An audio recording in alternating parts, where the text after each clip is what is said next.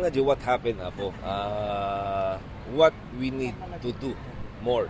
Kasi apo so far adamit ada improvements na versus last year. Tatan based on numbers kami tapno mo ya po at the PPA meetings mi iti department heads that kita min where are we now, what we did right, what we did wrong, and anapit obrayan tayo for the succeeding months. Kasi apo ngamit kumbaga sa isu PPA performance review apo.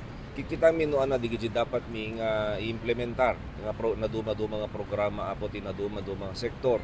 So kasi apo so nga kita tan medyo personally apo ket ada dupay ti kayat ko nga mapasama.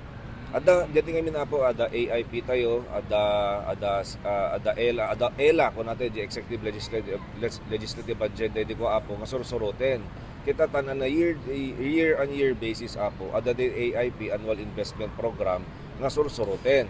So tatan eventually tingin mi mapaspasamak syempre gapo ta nakatutok temet ada digij mayat nga i-improve tay nga programa iso nga CDC kam no kwa at convene kami so kanayon yung makikita po ada digij appropriation ordinance. So digij po gapo amin local chief executive together with the local finance committee. Sa tatana po makita nga medyo nalpasen na po ti plano for 2026.